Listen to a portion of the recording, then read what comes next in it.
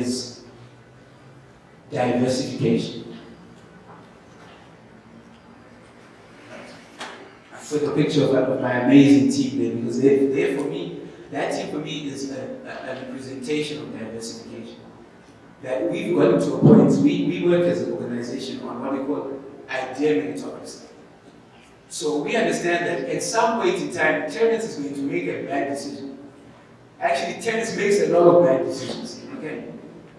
And the fact of it is, sometimes you need people who have a divergent way of thinking to yourself, who are brave enough to tell you, hey, you know what, that sounds nice, but it's not going to work if they're not doing it. Gillian does that to me regularly. And it's amazing, because whenever it does that, it allows us to test ideas and understand that I'm not a genius, right? And the scary thing, you know, the scary thing, the one bad thing that can happen to you is when you do something well in life, you begin to think, how many of us get to a point where we're very good at something and we think that no one can tell me anything, right? I know this is how I've always done it and it works. Amazing.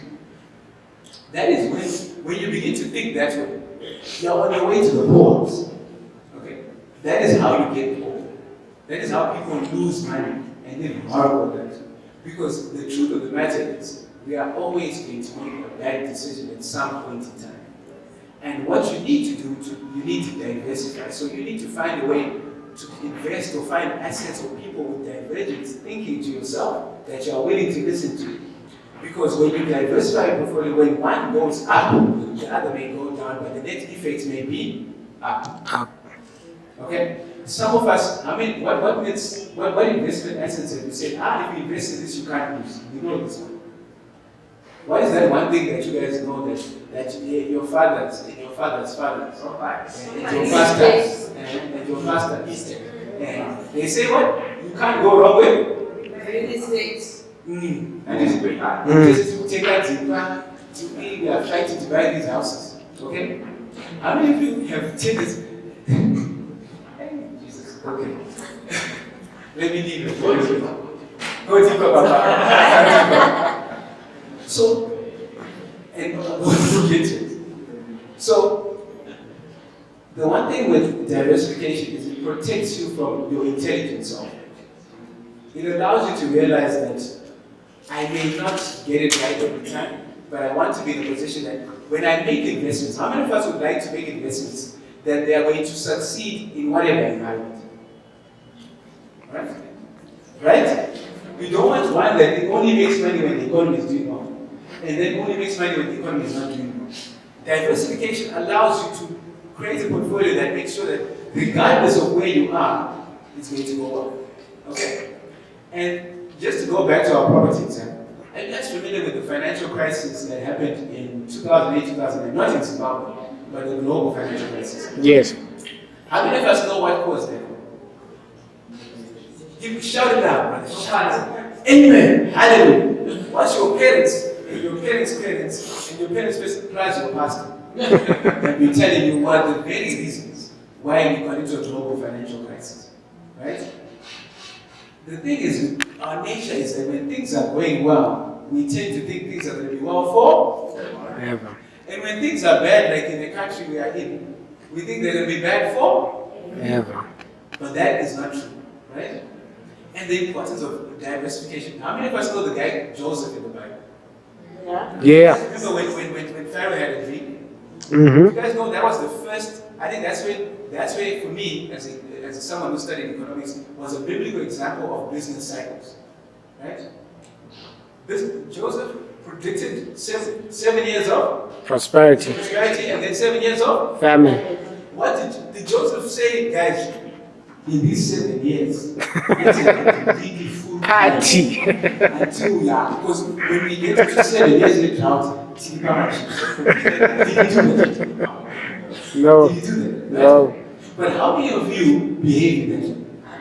Then when things are doing well, you are buying shoes that you shouldn't buy to impress people you don't like, right?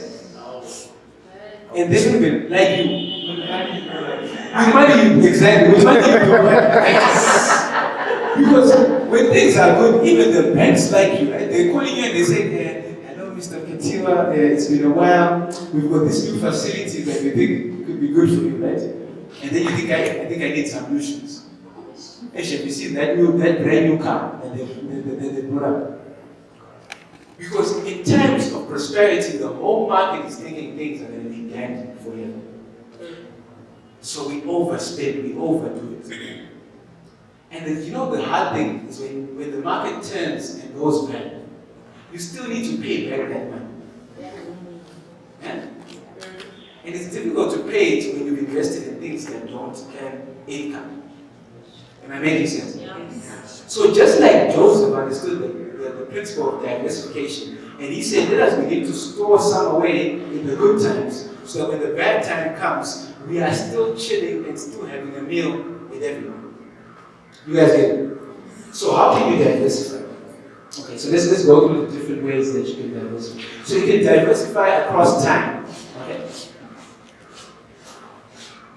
Alright? So what you're doing is you're differentiating the time. So I invested 6 months, 8 months, this. So you've got different investments maturing at different times. Okay? So that means that you're not expecting to make the right decision. You don't have to make the right decision every single time. One of those is to come right. Okay? Secondly, you can diversify across what we call asset classes. Okay?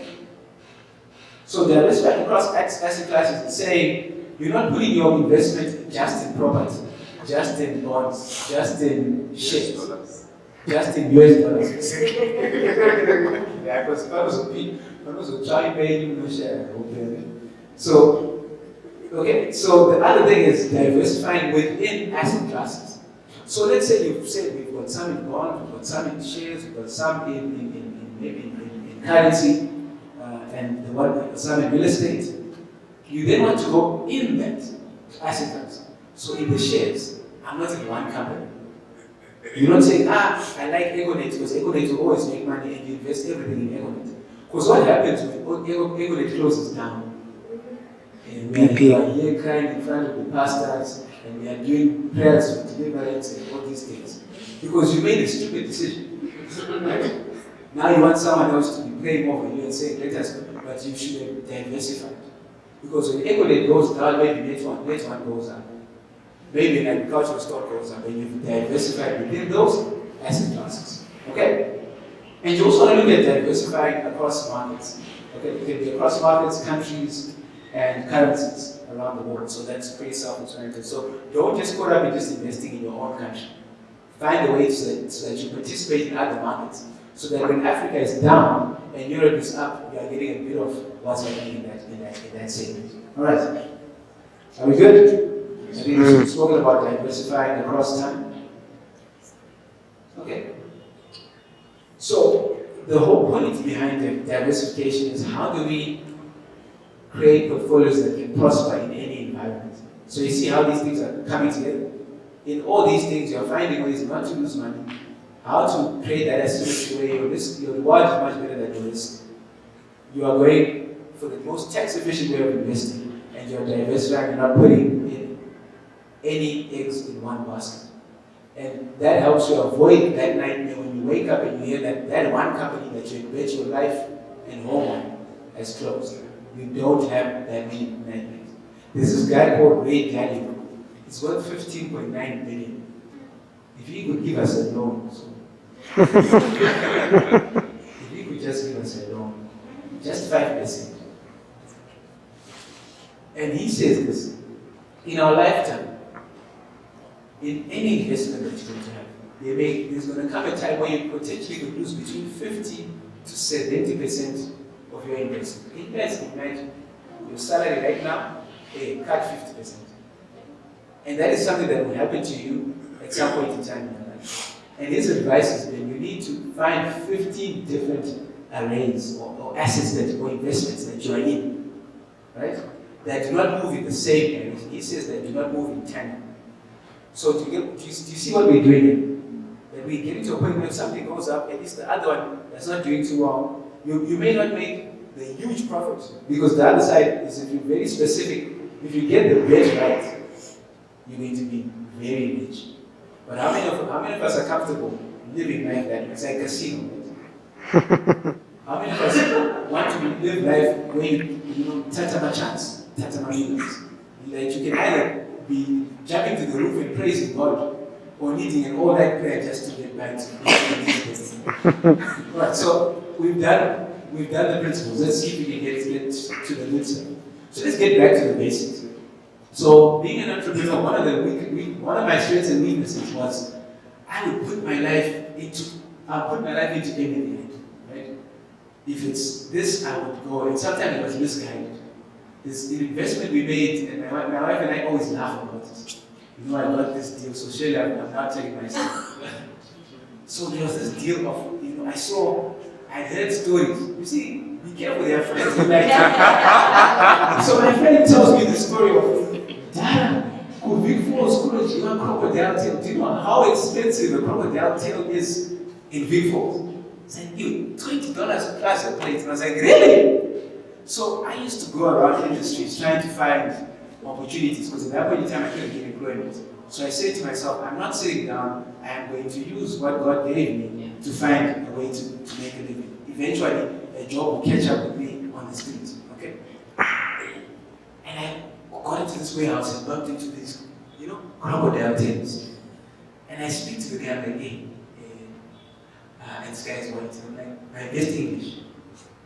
How much is the crocodile tail?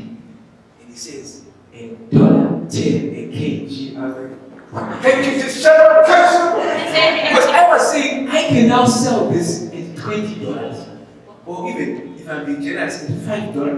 And make it, yeah? That's like 500% profit. Without thinking. I bought kgs. And we used to run a grocery business, man. So it is huge deep freezer in our flat. And I bought enough to fill the deep freezer. I was like, my friend's car, there with me, you know, like, I was looking at that, I was like, thousands. I was like, levels. You know, when you buy it carpet, okay? Little did I know that people have issues with crocodiles. I did not know this. The people really are concerned about the fact that crocodiles eat some of us. I just thought, you know, it's crocodile tail, guys. If people in Big Falls are eating this thing, let's eat this thing together and I can give it to you. Yet I'm bringing Big Falls to you in an hour at $5 a kg. It did not sell. We sold to a couple of friends and we were like, it was going well. And we, you know, you celebrating. I need to sit down. It's still it's a painful point. Too soon. Fortunately, no, not fortunately. We had so much of it, my wife and I needed this. And you know what? Life is tough. You know, when you make bread, you don't consult your wife. We then said we'll just eat it. Then my wife ate it and reacted to it, so we couldn't eat it anymore.